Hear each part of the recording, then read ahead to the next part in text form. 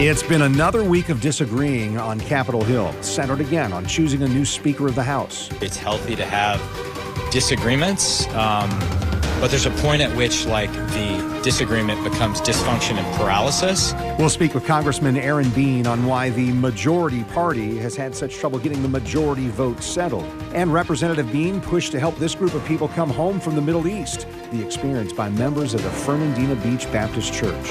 And while war broke out in Israel against Hamas, a local effort has been raising money to fight back against hate in Northeast Florida. We'll examine the relief fund efforts and find out where $1 million may be going on This Week in Jacksonville. The Israel-Hamas war is where we begin today, and some of the local impact from a conflict happening 6,000 miles away. A church group from our area got stranded in Israel while on a tour there. The final group of passengers from First Baptist Church in Fernandina Beach got home this week. A group of 54 had been touring Israel when the Hamas attack took place. So joining us this morning in studio, Pastor Zach Terry. Joining us from Washington, D.C., Representative Aaron Bean. And so thank you both for being here. And Congressman, not only is this church in your district, this is the church you attend. So what went into trying to help them get back safely? It was, first of all, very good to be with you, Kent. And Pastor Zach, I don't know if this counts for going to church to be with you on a Sunday morning, but it is a delight. Pastor Zach, I am so happy for you and other members of the congregation. Kent, this was personal to me immediately. First of all, to go to church there, Pastor Zach has been promoting the Israel trip. This group that went has been studying the lay of the land of Israel and relating it to Bible study. Pastor Zach, nobody better than Pastor Zach to relate it, sell this trip. It sold out 54 people. So when the very first that I heard of the outbreak of war in Israel, my thoughts were to this group and how we can get them out immediately. I want to salute Pastor Zach. He was a true leader, calm, cool, for that week of doubt of how to get them out. So he was a true shepherd, and I will defer to him to tell you the inside story, but I can't tell you how great it is to have them home. Yeah, Congressman, Pastor Zach Terry. So tell us, when did you and your travel group really realize what was happening there? Well, we had been on a boat on the Sea of Galilee and dancing, learning the Middle Eastern dances and talking about Jesus calming the storm, and little did we know that we were about to walk into a storm.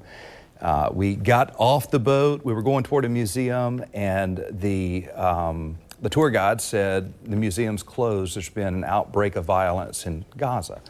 And so at that point we didn't know, what it would mean, if this was like a local skirmish that would die down in a couple of hours or escalate into something bigger. And with time we knew that a war was coming. Did you feel in danger? Did folks that you're with, that 54 of you? By that night, I think the reality had begun to sink in with us, and I remember it was dark, it was overcast that night, and you have thoughts of, is this a war, and is this the war to end all wars, so to speak, things that Scripture speak of. And so we were concerned. Yeah, I can imagine. Congressman, let me bring you back in here. I understand there's a group from the State Department that coordinates assistance to Americans in a crisis like this. So state of Florida, we saw, also jumped in to try and help Americans get back from the Middle East. Who did you reach out to for support in this effort? We reached out to all of the above. We immediately worked with the State Department, but they are slow. They are slow. We've heard many stories that many Americans are still there. And if you're still there, if you want to contact our office, bean.house.gov or just call our office and say you need help. We've coordinated with anybody and everybody. I wish I could take full credit. It was Pastor Zach. We gave him lots of plans, but Pastor Zach was the one that chose their path out through Jordan. If you can imagine being in a country where there's no air service, that's where they found themselves. But Pastor Zach was the one that gets the credit to make the decision of where to lead the people out of harm's way. So Pastor, he's calling you Pastor Zach. Is that better than Pastor Terry? Pastor Zach Terry. I got both of them covered right there. Pastor, so you can find conflict going back to the book of Genesis in the Bible in this region. So what's your message, whether it was for people on this trip, people in your community. What was your message while you're in the middle of that? Well, that first sense that, when Jesus calmed the storm, the disciples, when they realized that there was somebody in the boat that had calmed that storm. We just talked about it on the Sea of Galilee. Someone on our trip mentioned he can, calm this storm as well, the storm that we had walked into. He's the Prince of Peace. And so we began to just realize that the one that was walking with us, Jesus Christ, was greater than the storm of war that we were walking through. And that gave us peace, gave us great peace. And Congressman Bean underestimates his contribution. Just the fact that he reached out to us meant the world to us. Had to be encouraging, right? It was. We were getting text messages from him, and he was reaching out to Senator Rubio, and they were helping us to kind of know where the danger zones were and steer our group into safety, and so that was super helpful. I heard you mention somebody, I think our reporter Jim Piggott asked you, hey, are you going to go back or anything like that? And you said, maybe someday. Right, hope to. Hopefully. Yeah, we hope to. It's a beautiful trip. As a matter of fact, we've been 5 times. This was probably our best trip. We had a different perspective. The warfare you spoke of throughout the scriptures. We saw history unfolding before us in spite of the fear and the terror. Pastor, I appreciate the time. I'm glad all of you are back. I know this week we saw on Wednesday night, kind of at a service, the folks who were on the trip being able to reflect on that and share with. Thank you for sharing with us, because this was powerful. This photo that we're showing right here, just hearing from some of those people talking about what they'd gone through. And we appreciate you being with us this morning to explain it as well. Well, I'm honored to be here, and thank you for the coverage. Yeah. It really helped us to get home safely. All right, Congressman Bean, I'm going to invite you to stay with us. And when we come back, we are going to talk about the seeming dissension and dysfunction in Washington, especially when it comes to the House of Representatives. That's next on This Week in Jacksonville. Don't go anywhere.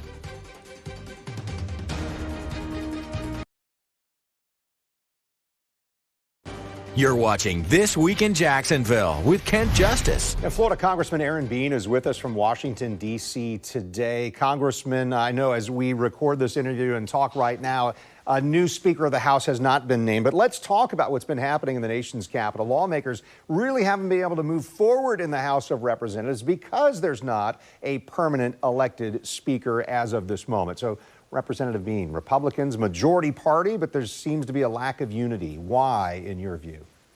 Well, thank you, Kent. I explained it on a video that I shot the other night. I went to the whiteboard and I explained, why is it so difficult to elect a speaker?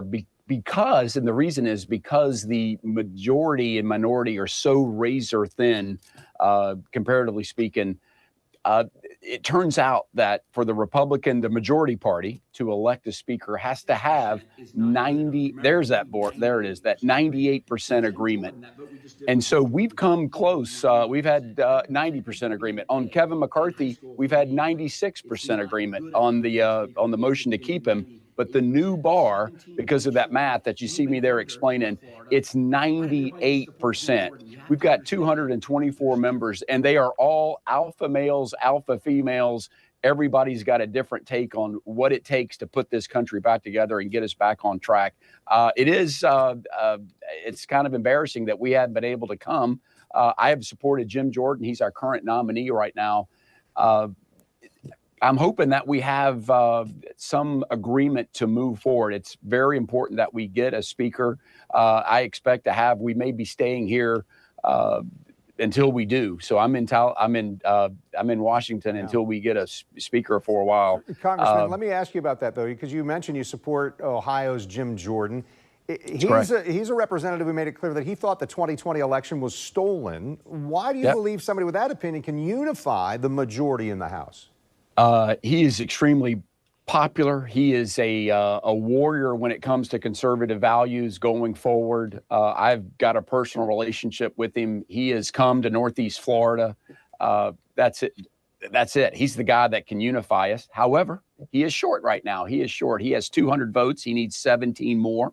And those 17 have dug in considerably. So, there may come a time where we look at other people, but right now I'm supporting him until he withdraws. But we just left a conference where there's many different opinions on how we move forward. So stay tuned. We're about to go back in. One of those different opinions, your Florida colleague, Congressman John Rutherford, released a statement this week. It said in part, I suggest we either go to conference to show him, talking about Jordan, in private, or back to the floor to show him in public. Rep. Jordan is fiddling while the world is on fire. It's time to get down to business and select a consensus candidate who can bring the Republican conference together.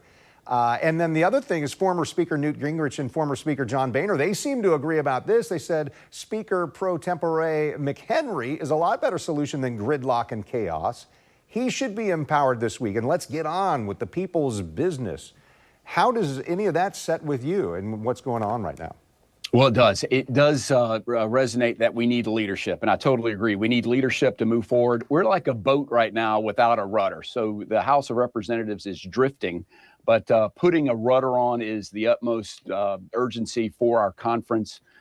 You saw there's just a lot of strong opinion, but I believe we're now moving towards unity. I'm an optimist, Kent Justice, so I think that that's the direction that we are headed. Congressman, you know, our show, we are committed to being fair, being balanced here. So let me play a soundbite here from another one of the members of the House, Pete Aguilar, from the Democratic Caucus chairman. And basically he's saying this is untenable because there's chaos in the House. We are here because the House has been thrown into chaos. We are here because this hallowed chamber has been led to a breaking point by two dangerous forces, extremism and partisanship. The choice before us is simple: come together on a bipartisan path forward or take us over the cliff. Abandon the extremism that is preventing us from getting things done, or triple down on division and dysfunction.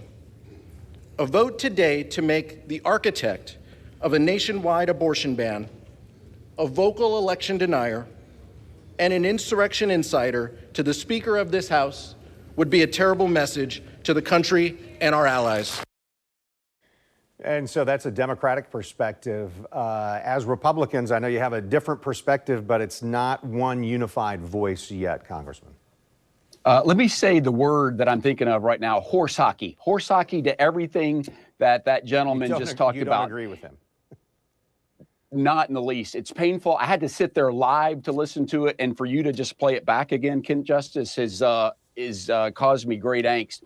Horse hockey. He is the party that sided with extremists. For him to say his party jumped in and said it's all in Republicans. Kevin McCarthy went to bat to put together a plan to have continued government where we don't shut down, where our troops get paid.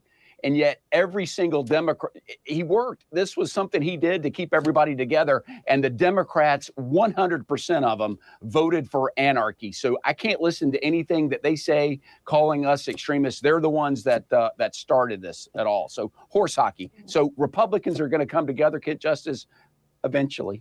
And we're going to get back on the track of putting our country back together because they're destroying it. How about that? What would you say about another Republican congressman from Florida, Matt Gaetz? A lot of people point to what Gaetz did a few weeks ago as being the instigator of all this chaos, if you will. So, Kent Justice, what thing I will not do is talk ill will of any other Republican. You know what? I have the respect of my 221 colleagues right now.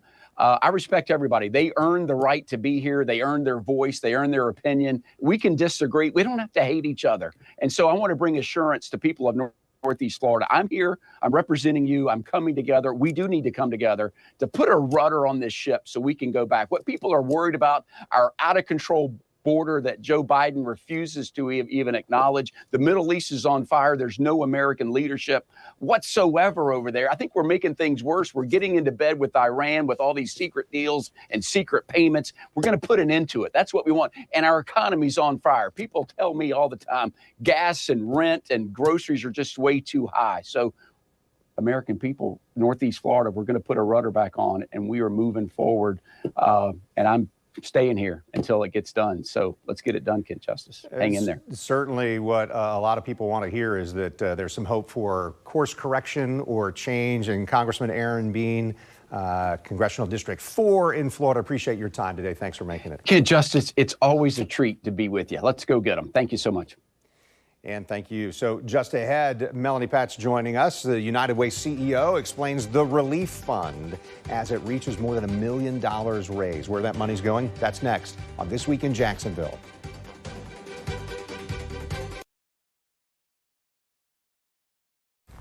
You're watching This Week in Jacksonville on Channel 4. And thank you for staying with us today. So this morning, Melanie Patz is with us, CEO and president for United Way of Northeast Florida. Also, today at least, the spokesperson for First Coast Relief Fund.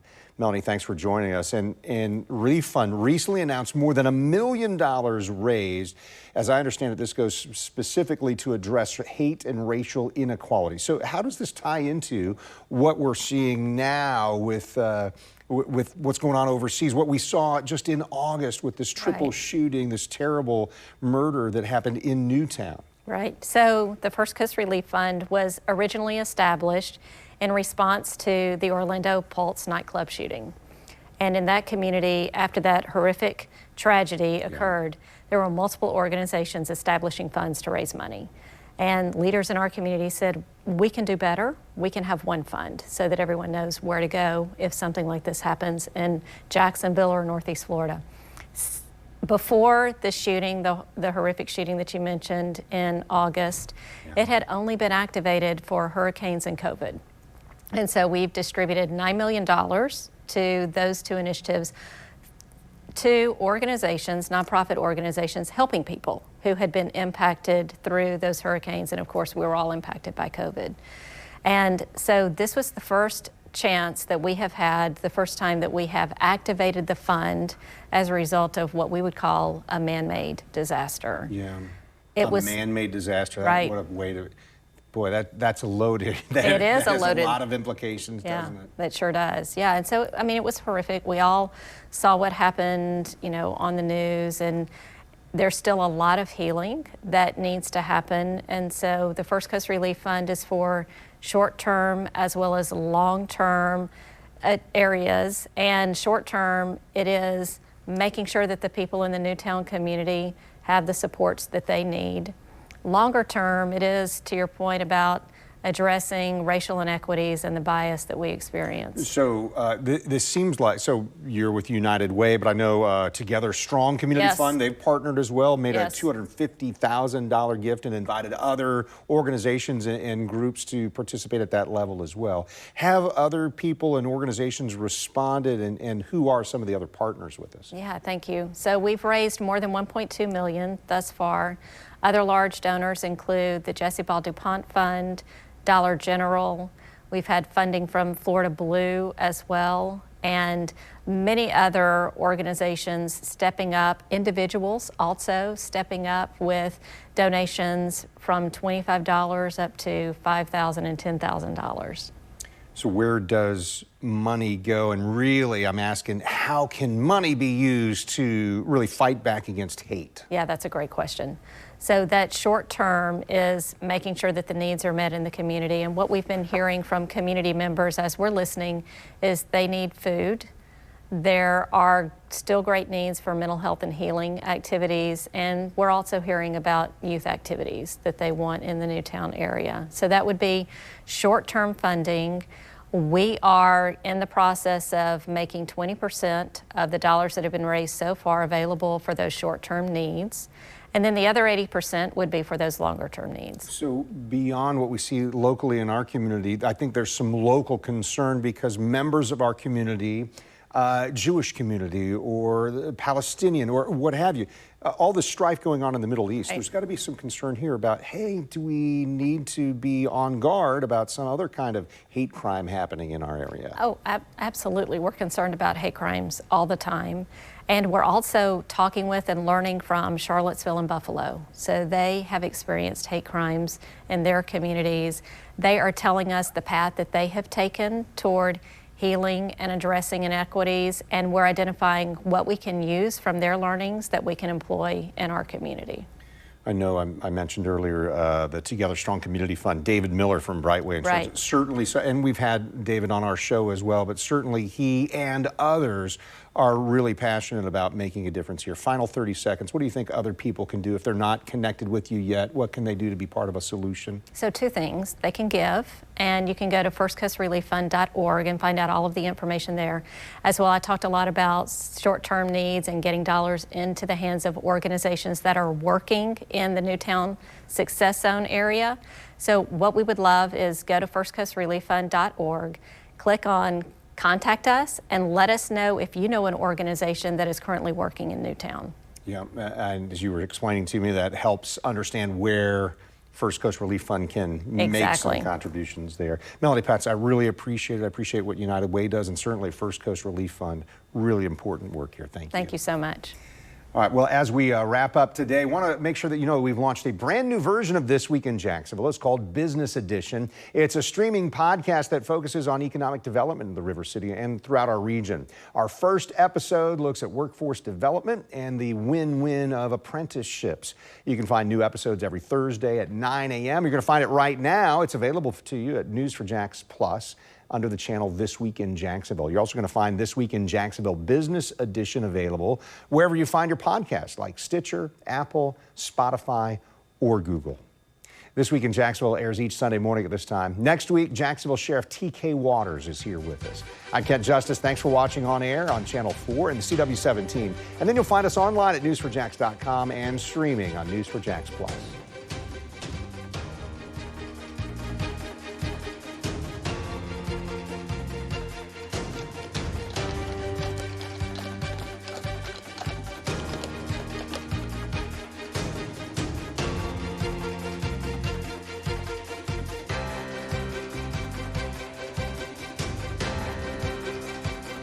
See why every day more people are choosing News4Jax, Northeast Florida and South Georgia's #1 source for local news.